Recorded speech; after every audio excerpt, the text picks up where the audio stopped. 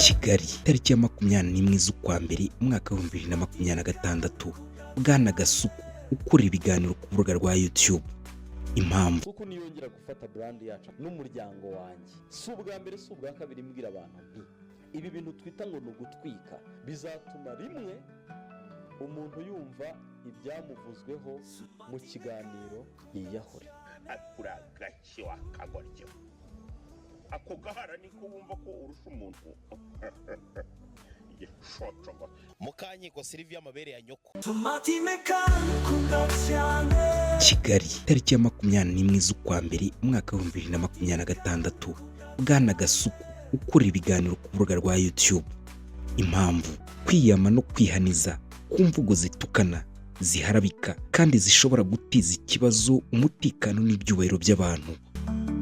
Bwana Gasuku urwego rw'igihugu rushinzwe ubugenzacyaha RIB rubandikiye rubamenyesha ko rwakiriye amakuru n'ibirego bitandukanye birebana n'imikorere yanyu yo ku rubuga rwa YouTube, aho bigaragara ko mukora ibiganiro birimo amagambo atukana, asebanya, yandagaza abantu ku giti cyabo, kandi rimwe na rimwe bigatambutsa amakuru atizewe cyangwa ashobora gutiza urwango n'imvururu mu baturage. Bwana Gasuku, turabibutsa ko itegeko nomero 60/2018 ryo ku itariki ya 22 z'ukwa munani umwaka wa 2018 rikumira ibyaha bikorerwa kuri murandasi hamwe n'andi mategeko y'igihugu ribuzanya gukoresha imbuga nkoranyambaga mu magambo asebanya, gutukana, guharabika, gutesha agaciro abantu cyangwa guteza umutekano muke. Kubera izo mpamvu RIB irabiyama ku mugaragaro kandi irabihaniza ibasaba kureka ibi bintu bikurikira. Icya mbere, guhagarika burundu imvugo iyo ari yo yose itukana, isebanya cyangwa yandagaza abantu. Icya kabiri, gusiba cyangwa gukosora ibiganiro byose byashyizwe ku rubuga rwa YouTube birimo amagambo anyuranye n'amategeko. Icya gatatu, kwitwararika inshingano zanyu nk'umuntu ufite ijambo rigera ku baturage benshi mu kubahiriza amategeko n'indangagaciro by'igihugu. Turabamenyesha ko kandi kutubahiriza ibi bisabwa no gukomeza imyitwarire itajyanye n'amategeko bizatuma RIB itangira iperereza ryimbitse kandi mukabibazwa mu buryo buteganywa n'amategeko. Iyi baruwa kandi igamije kubamenyesha no kubaha amahirwe yo kwikosora mbere y'uko afatwa izindi ngamba z'amategeko. Tubashimiye ubufatanye bwanyu. Mugira amahoro. Bikorewe i Kigali. Igihe kirageze ndavuze ni Jesco zo mipango. Reka nemere nge nono mvuge ngo nemeye basi. Ndatsinzwe kabisa pe. Ndatsinzwe kuko ngiye murancotora nkagira ngo ndabashubije mukihutira kujya kurega kandi nge nago njya kurega. Asubiza gusa akora ama episode kwa kundi murabiba abantu benshi murabizi. Ariko noneho manitse amaboko kabisa ngewe ndemeye muransinze ndabyemeye.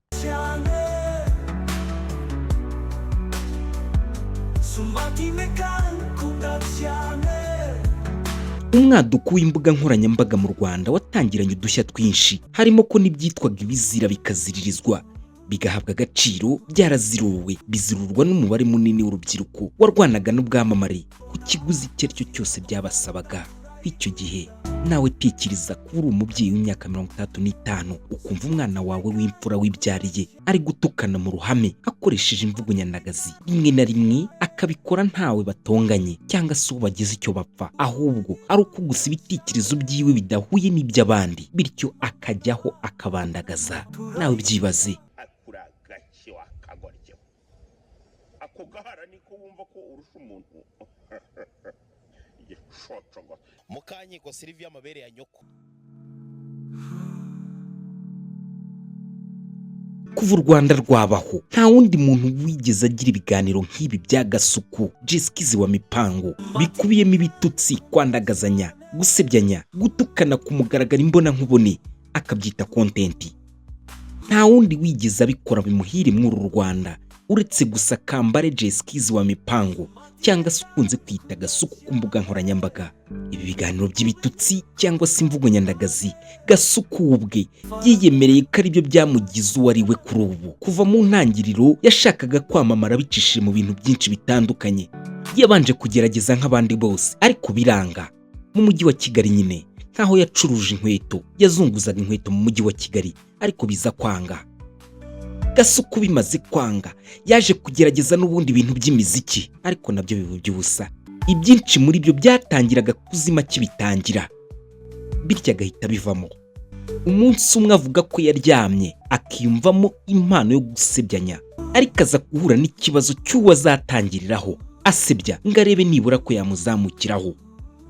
Muri icyo gihe hari abantu bari kwamamara, ariko abenshi baravugaga, mbese yitaga ko nabo bavuga nka we, akabona ko uwo azaheraho wese bitazashoboka kuko azahita amuzimya. Niko kwitegereza mu bari aho bose, aza kwitegereza uwari umusitari uzwi n'abantu bose, ariko warangwaga n'ubwitonzi, abona ko agomba kumuzamukiraho nta kabuza. Muri icyo gihe yarebye Meddy Ngabo Medard, abona yuko ari we azashwanyaguza maze bikamuha ubwamamare, maze Gasuku wari warananiwe n'ibintu byose akamamara akamenyekana.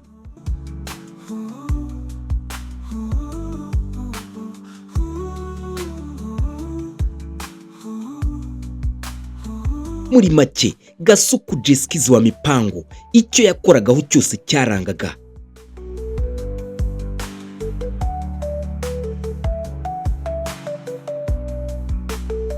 Jeskizi wa Mipango amaze kubona ko agomba kuzamukira kuri Meddy Medard, yararyamye abyuka amwihanagurizaho, aramushwanyaguza karahava. Gasuku ubwe yiyemereye ku rukuta rwe rwa YouTube yuko yashwanyaguje Meddy nk'umusore witondaga muri icyo gihe, bikamuha kwamamara mu minsi 2 gusa. Meddy yararyamye abyuka asanga izina ry'iwe ryashwanyaguritse, koko byari byatumye Gasuku nyine yamamara. Ariko kuri iki gihe urwego rushinzwe ubugenzacyaha RIB bukimara kwandikira Gasuku Jeskizi wa Mipango yemeye icyaha, umva uko we wenyine abyivugira. Igihe kirageze ndavuze ni Jeskizi wa Mipango, reka nemere nge nono mvuge ngo nemeye basi, ndatsinzwe kabisa pe, ndatsinzwe kuko ngiye murancotora nagira ngo ndabashubije ngo mukihutira kujya kurega, kandi nge ntabwo njya kurega, asubiza gusa nkakora ama episode kwa kundi murabiba, abantu benshi murabizi. Ariko noneho manitse amaboko kabisa, ngewe ndemeye, muransinze ndabyemeye.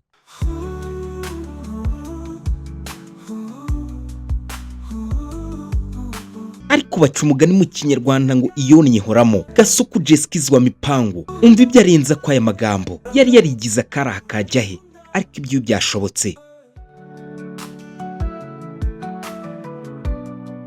Nimba ukunze iki kiganiro wagisharinga n'abandi bakacyumva, dukandire subscribe nimba utari wabikora kuri Smart Maker TV Show, uduha ubutumwa bwawe cyangwa comment, tuziha agaciro. Mwari kumwe nanjye Smart Maker, iyi ni Smart Maker TV Show, wari ukurikiye. Ciao. Reka igihe kirageze ndavuze ni Jeskizi wa Mipango, reka nemere nge nono mvuge ngo nemeye basi, ndatsinzwe kabisa pe, ndatsinzwe kuko ngiye murancotora nagira ngo ndabashubije ngo mukihutira kujya kurega, kandi nge ntabwo njya kurega.